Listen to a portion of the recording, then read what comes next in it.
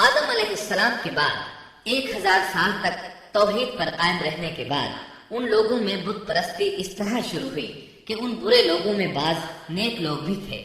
یہ برے لوگ ان نیک لوگوں سے بہت محبت کرتے تھے اور ان سے تقرب حاصل کرتے تھے، ان کی شان میں بہت مبالغہ کرتے تھے، جیسا کہ آج کل بعض لوگ علماء اور صالحین کی مدح سرائی میں زمین و آسمان کے قلابے ملاتے ہیں۔ یہی چیز بعد میں شرک کا ذریعہ بنی۔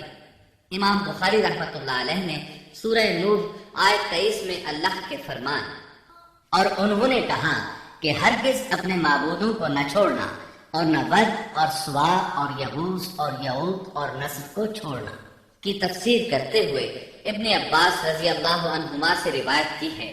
وہ فرماتے ہیں کہ یہ نوح علیہ السلام کی قوم کے بعض نیک آدمیوں کے نام ہیں۔ جب وہ فوت ہو گئے تو شیطان نے ان کی قوم کے دل میں یہ بات ڈال دی کہ جہاں وہ حضرات بیٹھا کرتے تھے وہاں ان کے بت بنا کر رکھ دو اور ان کو وہی نام دو جو ان بزرگوں کے تھے۔ انہوں نے ایسا ہی کیا اور پتھر کے بت بنا کر ان کے نام ان بزرگوں والے رکھ دیے۔ اس وقت تو بتوں کی پوجا نہ ہوئی، لیکن جب یہ لوگ فوت ہو گئے اور علم مٹ گیا تب ان کی پوجا ہونے لگی۔ ابن عباس رضی اللہ عنہما فرماتے ہیں نوح علیہ السلام کی قوم کے یہی بت بعد میں عرب میں پوجے گئے اور اللہ تعالیٰ کے فرمان کا یہی مطلب ہے، یعنی ان نیک بزرگوں کے بت بنا لیے گئے اور آہستہ آہستہ ان کی پوجا شروع کر دی گئی اور سب لوگوں نے ایک اللہ کی عبادت سے انکار کر دیا۔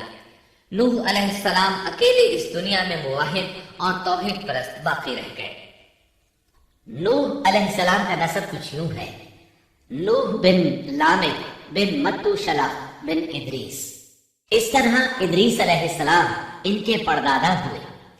اس وقت لوگوں کی عمریں بہت طویل ہوتی تھیں، اس لیے ہم کہہ سکتے ہیں کہ ادریس علیہ السلام کئی 100 سال زندہ رہے اور نوح علیہ السلام 1000 سال سے بھی زیادہ عرصہ زندہ رہے۔ عمریں لمبی ہونے کی وجہ سے ادریس علیہ السلام اور نوح علیہ السلام کے درمیان کافی مدت بنتی ہے، اور اسی مدت کے دوران کفر و شرک نے زور پکڑا اور بتوں کی عبادت شروع ہو گئی۔ تب اللہ تعالیٰ نے نوح علیہ السلام کو زمین میں مبعوث فرمایا۔ ابن عباس رضی اللہ عنہما سے روایت ہے کہ نبی صلی اللہ علیہ وسلم نے فرمایا آدم علیہ السلام اور نوح علیہ السلام کے درمیان 10 قرن تھے۔ ایک قرن 100 سال کا ہوتا ہے۔ آدم علیہ السلام کے 1000 سال بعد تک لوگ توحید پر قائم رہے، پھر آہستہ آہستہ شیطان نے انہیں شرک کے راستے پر ڈال دیا، شرک عام ہو گیا، ایک اللہ کی عبادت بالکل ختم ہو کر رہ گئے۔ تب اللہ نے نوح علیہ السلام کو مبعوث فرمایا، انہوں نے اللہ کی طرف دعوت دی، انہوں نے بہت مشقت اٹھائی، جیسا کہ سورہ نوح میں اللہ فرماتے ہیں اللہ تعالیٰ بخشش و رحم کرنے والے کے نام سے شروع کرتا ہوں، یقیناً ہم نے نوح کو ان کی قوم کی طرف بھیجا کہ اپنی قوم کو ڈراؤ اور خبردار کر دو، اس سے پہلے کہ ان کے پاس دردناک عذاب آ جائے۔ نوح نے کہا اے میری قوم، میں تمہیں صاف صاف ڈرانے والا ہوں کہ تم اللہ کی عبادت کرو اور اس سے ڈرا کرو اور میرا کہنا مانو، تو وہ تمہارے گناہ بخش دے گا اور تمہیں ایک وقت مقررہ تک چھوڑ دے گا۔ یقیناً اللہ کا وعدہ جب آ جاتا ہے تو موقوف نہیں ہوتا، کاش تمہیں سمجھ ہوتی۔ نوح علیہ السلام تبلیغ کے سلسلے میں سخت محنت کرتے، دن رات لوگوں کے گھروں اور ان کے اجتماعات میں جا جا کر انہیں دعوت دیتے۔ آپ انہیں اعلانیہ اور پوشیدہ طور پر دعوت دیتے، یہاں تک کہ دعوت دیتے دیتے انہیں 950 سال گزر گئے، لیکن سوائے چند لوگوں کے کوئی ایمان نہ لایا۔ تب انہوں نے اللہ سے دعا کی اے میرے اللہ، میں نے اپنی قوم کو دن رات تیری طرف بلایا، لیکن میرے بلانے سے یہ اور زیادہ بھاگنے لگے۔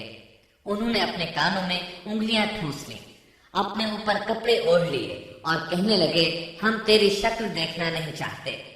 میرے اللہ، یہ لوگ تیری باتیں سننا پسند نہیں کرتے۔ میں نے پھر بھی ان سے کہا اپنے مالک سے بخشش طلب کرو، وہ بڑا بخشنے والا ہے۔ اس وقت نوح علیہ السلام کی قوم میں ایک بادشاہ تھا، وہ بہت مغرور تھا۔ وہ قوم سے کہنے لگا نوح کی باتوں پر کان نہ دھرنا اور نہ اس سے بحث کرنا، یہ جو کرتا ہے اسے کرنے دو، تم اپنے بتوں کی پوجا پر ڈٹے رہو۔ چنانچہ لوگوں نے نوح علیہ السلام کی باتوں کی طرف سے کان بند کر لیے۔ اپنے بادشاہ کی بات پر عمل کرنے لگے۔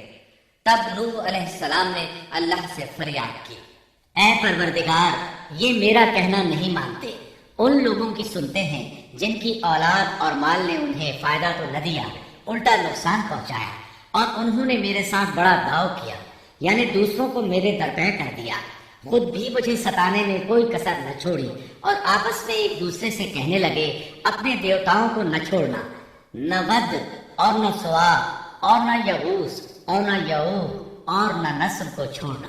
ان لوگوں نے بہت سے لوگوں کو گمراہ کر ڈالا، اور پروردگار تو ایسا کر کہ یہ ظالم اور زیادہ گمراہ۔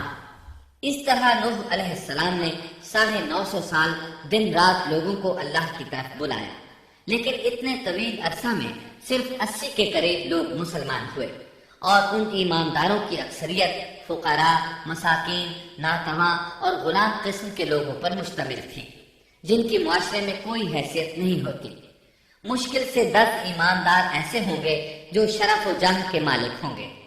چنانچہ نوح علیہ السلام کے مغرور سرداروں نے جب اس صورتحال کو دیکھا تو اکٹھے ہو کر نوح علیہ السلام کے پاس آئے اور کہنے لگے، اے نوح، ہم چاہتے ہیں تیری باتیں سنیں اور لوگوں کو بھی تیری باتیں سننے کی ترغیب دیں اور سب تجھ پر ایمان لے آئیں، لیکن اس سے پہلے ہماری ایک شرط ہے، یہ کہ آپ کے حلقے میں جو یہ ذلیل اور حقیر لوگ آ گئے ہیں انہیں دھکے دے کر اپنے پاس سے نکال دیں، اس لیے کہ ہم اپنی قوم کے سردار، چودھری اور مقام و مرتبے والے لوگ ہیں، اس لیے ہم ان فقیر لوگوں کے پاس نہیں بیٹھ سکتے، اگر آپ انہیں نکال دیتے ہیں تو ہم ایمان لے آئیں گے۔ اللہ تعالیٰ نے نوح علیہ السلام کی قوم کے ان سرداروں کی تردید سورہ ہود آیات 27 تا 31 میں کی ہے۔ اللہ تعالیٰ فرماتے ہیں، کافر سردار نوح سے کہنے لگے، ہم تو یہی دیکھتے ہیں کہ تو ہماری طرح ایک آدمی ہے، اور یہ بھی دیکھتے ہیں کہ صرف ان لوگوں نے تیری پیروی کی ہے جو ہم میں رذیل ہیں، وہ بھی اوپر کی عقل سے، اور ہم تو تمہیں کسی بات میں اپنے سے زیادہ نہیں پاتے بلکہ تمہیں جھوٹا خیال کرتے ہیں۔ نوح نے کہا، اے سردارو، بتاؤ تو صحیح، اگر میں اپنے رب کی طرف سے جو دلیل آئی ہے اس پر قائم ہوا اور اس نے اپنی مہربانی سے مجھے سرفراز کیا اور تم سے وہ چھپی رہی، تو کیا زبردستی میں اسے تمہارے سر مڑ دوں گا، حالانکہ تم اس سے بیزار ہو؟ میری قوم والو، میں تم سے اس پر کوئی مال نہیں مانگتا، میرا ثواب تو صرف اللہ تعالیٰ کے ہاں ہے، نہ میں ایمانداروں کو اپنے پاس سے نکال سکتا ہوں، انہیں اپنے رب سے ملنا ہے، لیکن میں دیکھتا ہوں کہ تم لوگ جہالت کی بات کر رہے ہو۔ میری قوم کے لوگوں، اگر میں ان مومنوں کو اپنے پاس سے نکال دوں تو اللہ کے مقابلے میں میری مدد کون کر سکتا ہے؟ کیا تم کچھ بھی غور و فکر نہیں کرتے؟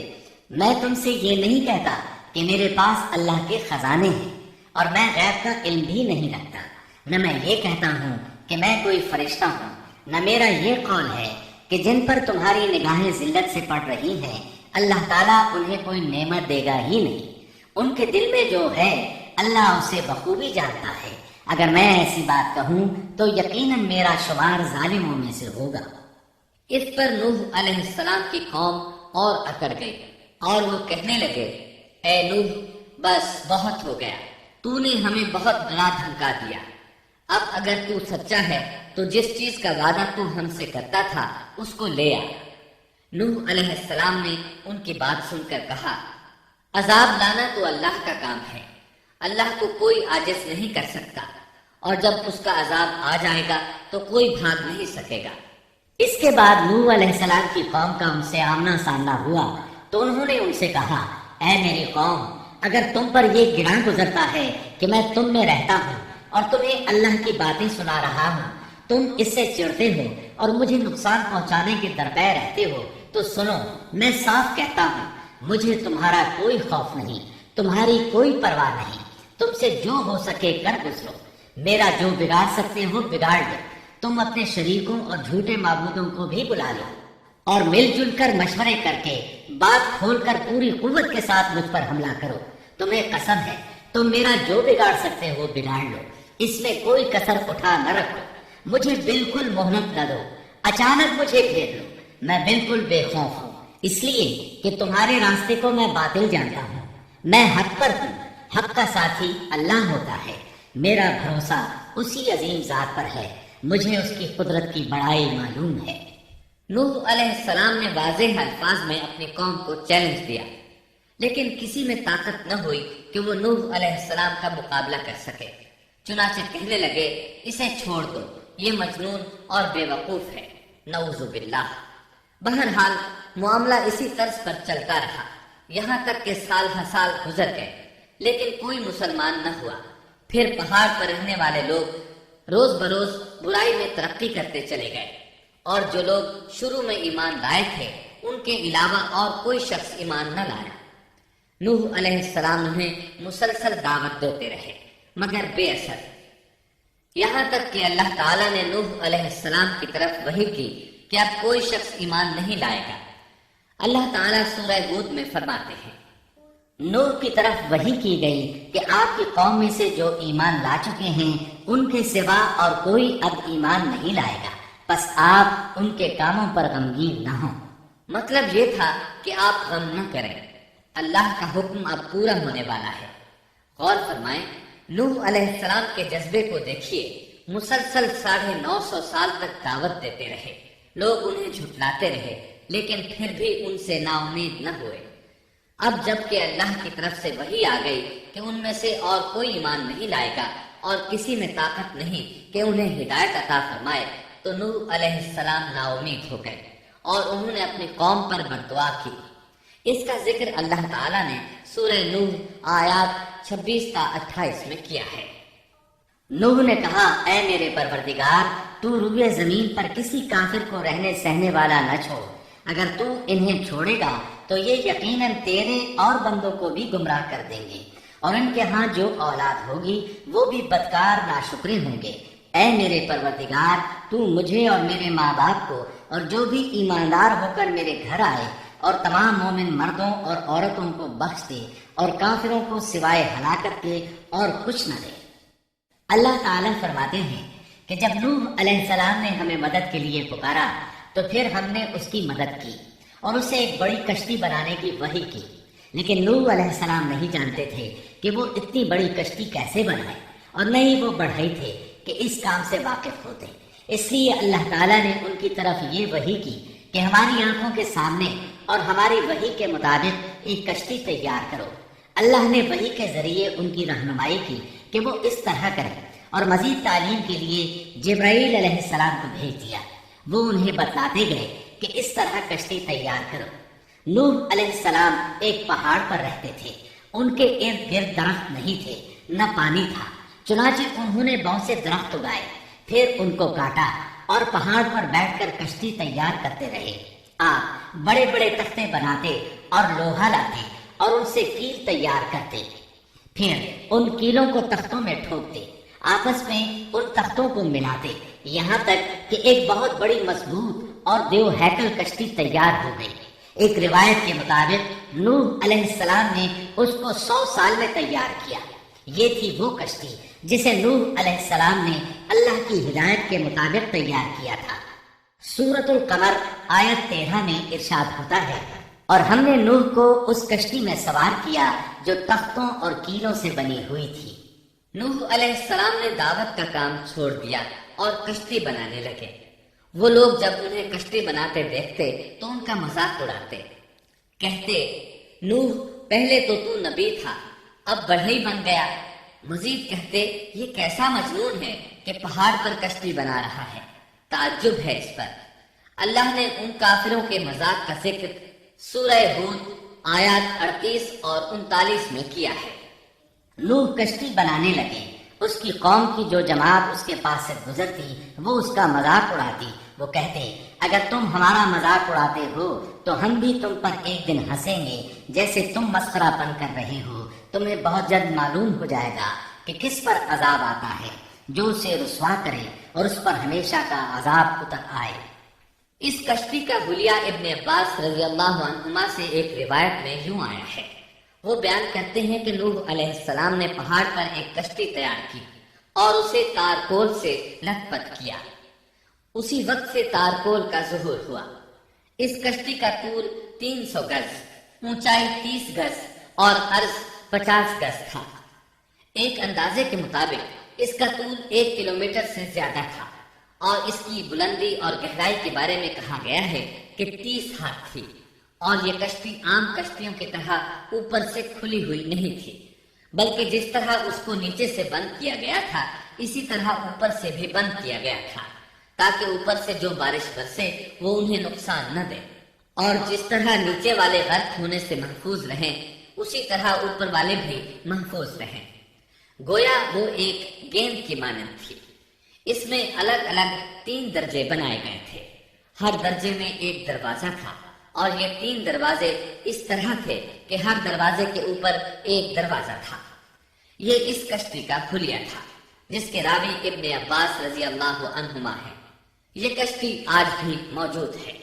اللہ تعالیٰ نے اس کشتی کو بطور عبرت اور نشانی کے باقی رکھا ہے، جیسا کہ اللہ تعالیٰ فرماتے ہیں، اور بے شک ہم نے اس واقعے کو نشانی بنا کر باقی رکھا، بس ہے کوئی نصیحت حاصل کرنے والا۔ اس صدی میں علماء کے ایک گروہ نے اس کشتی کو ترکی کے ایک پہاڑ پر پا لیا ہے۔ اب وہ 2 ٹکڑوں میں تقسیم ہو چکی ہے۔ اس کا حلیہ وہی تھا جو بیان ہوا۔ اللہ کا فرمان سچا ثابت ہو گیا کہ ہم نے اس کو نشانی بنا کر باقی رکھا ہے۔ اس کے بعد طوفان آیا۔ اللہ تعالیٰ نے نوح علیہ السلام کو اس طوفان کے ظہور کی ایک نشانی اور علامت بتلائی تھی۔ نوح علیہ السلام کے گھر میں ایک تنور تھا۔ اللہ نے فرمایا، جب یہ تنور جوش مارنے لگے اور پانی اس سے ابلنے لگے تو سمجھ لینا اللہ کا وعدہ آ گیا۔ چنانچہ اس وقت مومنوں کو اور اپنے اہل و عیال کو اور زمین پر بسنے والے تمام جانوروں کا جوڑا جوڑا اس کشتی میں سوار کر لینا۔ تنور سے کیا مراد ہے، اس کے متعلق مفسرین میں اختلاف ہے۔ بعض کہتے ہیں کہ اس سے مراد ایک چشمہ ہے جو زمین سے نکلتا ہے، لیکن راجع روایات کے مطابق اس سے مراد معروف تنور ہے جس میں آگ جلا کر روٹیاں پکائی جاتی ہیں۔ یہ تنور نوح علیہ السلام کے گھر میں تھا، اور اسی کو اللہ نے طوفان کے آنے کی علامت بتایا اور فرمایا کہ جب یہ پھوٹ پڑے اس وقت ہر چیز کا جوڑا جوڑا کشتی پر سوار کر لینا۔ اللہ تعالیٰ سورہ ہود آیت 40 میں فرماتے ہیں، یہاں تک کہ جب ہمارا حکم آ پہنچا اور تنور ابلنے لگا، ہم نے کہا اس کشتی میں ہر قسم کے جوڑے دوہرے سوار کر لے، اور اپنے گھر کے لوگوں کو بھی سوائے ان کے جن پر پہلے سے بات پڑ چکی ہے، اور سب ایمان والوں کو بھی۔ اس کے ساتھ ایمان لانے والے بہت ہی کم تھے۔ کشتی میں سوار ہونے والوں کی تعداد 80 بتائی جاتی ہے۔ چنانچہ جب تنور جوش مارنے لگا تو نوح علیہ السلام کشتی میں سوار ہو گئے۔ کشتی ان کی بستی میں لوگوں سے دور پہاڑ پر تھی۔ اللہ کی قدرت کہ تمام قسم کے جانور بھی کشتی کے پاس آ گئے۔ نوح علیہ السلام نے انہیں بھی سوار کر لیا۔ اللہ تعالیٰ سورۃ القمر آیات 11 اور 12 میں فرماتے ہیں، پس ہم نے آسمان کے دروازوں کو زور کی بارش سے کھول دیا اور زمین کے چشموں کو جاری کر دیا، پس اس کام پر جو پانی مقرر کیا گیا تھا خوب جمع ہو گیا۔ آسمان سے نازل ہونے والا اور زمین سے نکلنے والا پانی کتنا تھا، اس کا اندازہ اللہ ہی کو ہے۔ بہرحال اس پانی نے زمین پر رہنے والے انسان، چوپائے، حیوانات، غرض ہر چیز کو غرق کر دیا۔ اس بارے میں اللہ فرماتے ہیں، نوح نے اپنی قوم سے تنگ آ کر ہمارے حضور دعا کی، ہم تو ہیں ہی بہترین طور پر دعاؤں کے قبول کرنے والے۔ فوراً ان کی دعا قبول کر لی اور اس تکلیف اور ایذا سے انہیں بچا لیا جو انہیں کفار سے روزمرہ پہنچ رہی تھی، اور ان کی اولاد کو ہم نے باقی رہنے والی بنا دیا، یعنی انہی کی اولاد سے پھر سے دنیا آباد ہوئی، کیونکہ صرف وہی لوگ بچے تھے جو کشتی پر سوار تھے، اور ہم نے ان کا ذکر خیر پچھلوں میں باقی رکھا۔ نوح علیہ السلام پر تمام جہانوں میں سلام ہو۔ ہم نیکی کرنے والوں کو اسی طرح بدلے دیتے ہیں، وہ ہمارے ایماندار بندوں میں سے تھا، پھر ہم نے باقی سب کو غرق کر دیا۔ اللہ مزید فرماتے ہیں، جب پانی میں طغیانی آ گئی تو اس وقت ہم نے تمہیں کشتی میں چڑھا لیا تاکہ اس کو تمہارے لیے نصیحت اور یادگار بنا دیں، تاکہ یاد رکھنے والے کان اس کو یاد رکھیں۔ یعنی پانی اتنا زیادہ ہو گیا کہ اس سے تمام شہر، بستیاں، انسان اور جانور غرق ہو گئے، یہاں تک کہ پانی بلند پہاڑوں سے بھی اونچا ہو گیا، اور اتنے بلند پانی پر یہ کشتی نوح علیہ السلام اور ان کے ساتھیوں کو اپنے دامن میں سمیٹے اللہ کے حکم سے اور اس کی حفاظت میں पहाड़ की तरह रवां दवां थी, वरना इतने तूफानी पानी में कश्ती की हैसियत ही क्या होती है। नूह अलैहिस्सलाम कश्ती में सवार हुए और उन्होंने अपने साथियों को हुक्म दिया कि वो ये दुआ पढ़ें। अल्लाह ही के नाम से इस कश्ती का चलना और ठहरना है, यकीनन मेरा पालने वाला बड़ी बख्शिश और रहम वाला है।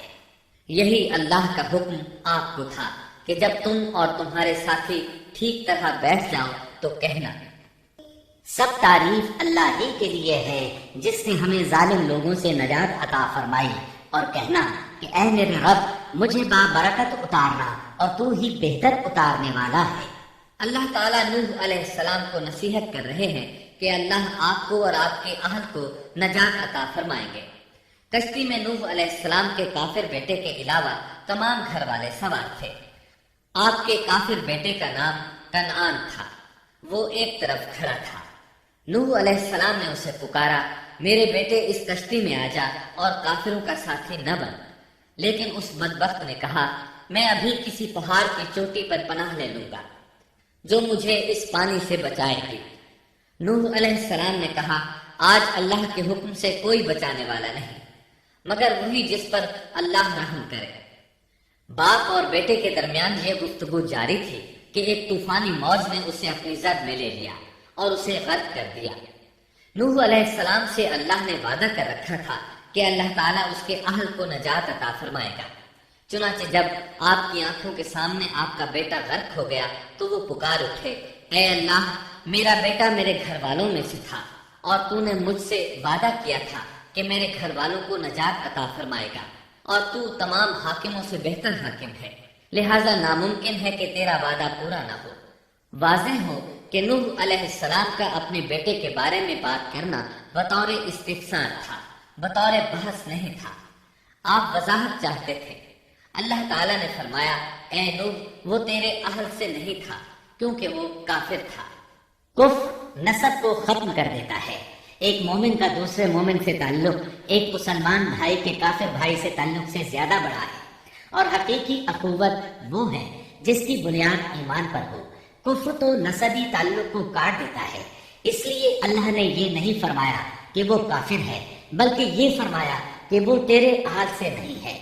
हमारे लिए भी यही हुक्म है, किसी मोमिन का काफिर के साथ रिश्ता नहीं हो सकता।